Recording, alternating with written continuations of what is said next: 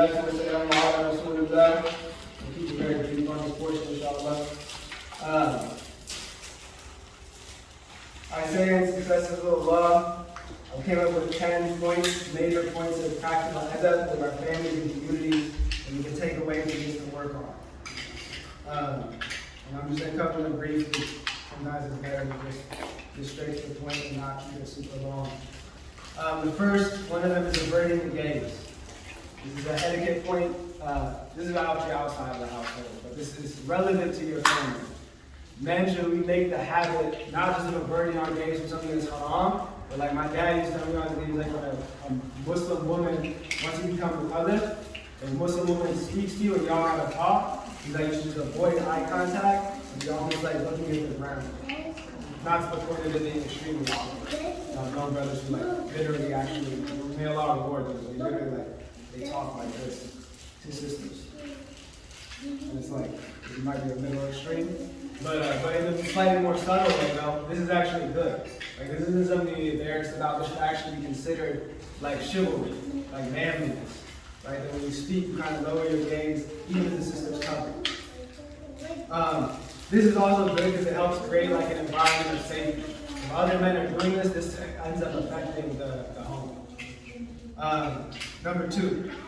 Speaking out with constant optimism and positivity. It says in our Prophet Mustafa, the book on the characteristics of the Prophet sallallahu alaihi wasallam, by Sheikh Abdullah ibn Fodio, he says the Prophet sallallahu alaihi wasallam was the best of the people in optimism. Right? The Prophet sallallahu alaihi wasallam lost almost all of his children in his lifetime. Almost all of them. And he lost all of his sons. He buried all of his sons. Sallallahu alaihi wasallam. And about some blessings on him and all of his house. And yet he was one of the most smiling people. He was the quickest to smile at people. He was the quickest to be positive and say a good word, in spite of what he was saying.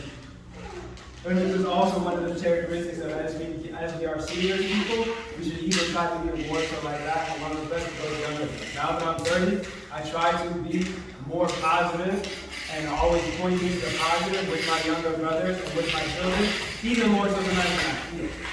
Right? There's times when I actually will come to me, my little brother will come to me frustrated about something and depressed about it, and I myself am more depressed and frustrated and upset in my heart than he is. Like I was already feeling down about that. But I'm not going to show that face to him because he's my junior now. He's my little brother. Right? So I'm going to say, even though I don't even feel it, I'm going to say, redirect his attention toward the positive, right? I'm not just going to go on the negative. So speaking out with constant optimism and positivity, regardless of age, and particularly as well as humor. Keeping silent on the negative. And this is like a big one. I'm not going to dwell on it a lot, because I talked about it in a lot of footnotes. But keeping silent is very important. Number 4, don't ask people where they're going. We actually got ahead and mentioned that already. This applies to people in general. Don't complain about people's absence. Don't get on brothers' helmet like, I ain't seen you in Jumuah in so long. What's up? Like, where'd you go? He's like, you disappeared. The Prophet ﷺ, when someone would be absent for a while, he would say, it's as if we find something which was disagreeable in us. Or it's as if we've done something. So he would put the blame almost on himself. Everyone in the conversation knows that's not the case, right? So if anything, you should be like, hey, brother, have you been okay? How are you doing? Ask him what something else. Come up with some other way other than just making a deal about how you did wrong, right? Maybe make it about how the program could be improved. Maybe bring it up not directly related to it. Maybe we can make the cookouts more appealing and we need more programs for brothers who want to come around more. Not saying that you come around more, if you can listen, but how can you make things more Number 7. When you are a guest in somebody's house, never take the preferred seat of the man in the house. So you know that the place you see where the man in the house likes to sit, don't sit there. People in the family shouldn't sit there either. They should leave that way.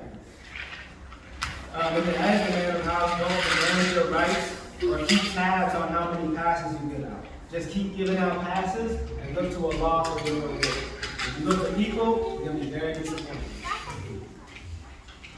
Number 10, we don't stand up for people. This is a custom, there's a difference of opinion on it, but in the opinion of our teachers, we don't stand up for somebody. People stand for the judge when he walks in the room. The Prophet didn't even used to make people stand for him. And the Sahabas, the Khalifas, didn't make people stand for them.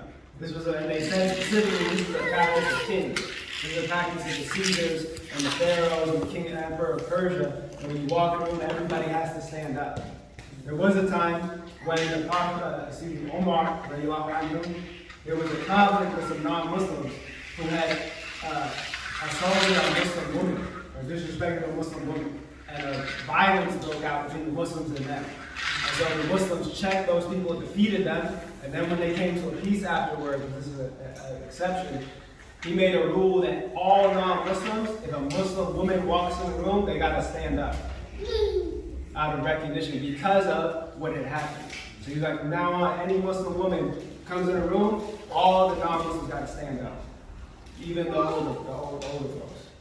So that it's clear after that situation took place that there ain't no negotiation on this. But in general, most situations, that's not our custom. There are differences of opinion in some Muslim cultures. Their scholars consider that okay, and so that's done. And so you don't check other people or tell them what to do. But this is an opinion that we follow. And the spirit of it, again, is not to excessively honor or worship people.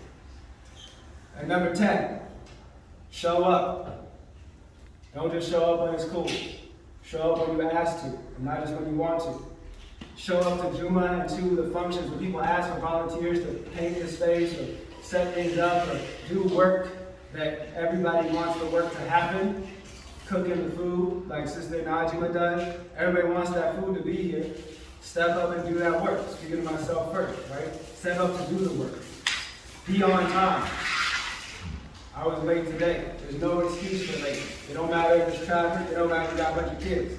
If you know that, set out ahead of time. And continue to take responsibility and work for timeliness.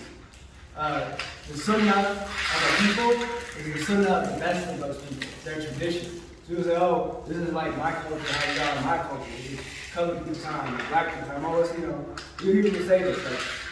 It's all black culture, it's always going to be an hour late, ha ha ha.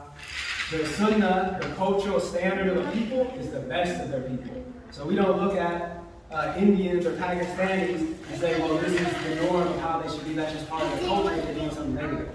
The best Indians and Pakistanis, that's the standard they should live to. That's their culture. The best African Americans, blacks and African people, that's the standard we should live to. And Hajj Shabazz used to say he would be suspicious if he met a man and didn't see a watch on his wrist. Just because he said if you don't have a wristwatch, he might be late to things. He might be late. Now he is late. I just suspect he don't got a watch. He seemed like the type of dude that's late. And I'm suspicious already. Right? My wristwatch broken right now. I feel self-conscious. So let's get involved. Let's get active. Let's do the work. Do it in our houses first of all, and then build outward from there. ربنا آتنا في الدنيا حسنة وفي الآخرة حسنة وقنا عذاب النار. Our Lord, give us good in this world and in the hereafter, and protect us from the torment of the fire. Amen. Ya Allah, show us the true as true and cause us to act on it. Show us the false as false and cause us to avoid it. Be lutf and afiyah with gentleness and subtlety and health. Ya Allah, we seek refuge with you from anxiety and grief, from inability and laziness, from stinginess and cowardice, and for being overcome by death and the oppression of men. Ya Allah, send blessings upon our Sayyid Muhammad, sallallahu alayhi wa sallam, your servant, prophet, and messenger, the unmarried prophet, and upon his family, companions, wives, descendants, and the people of this house. Wa aqimu salat.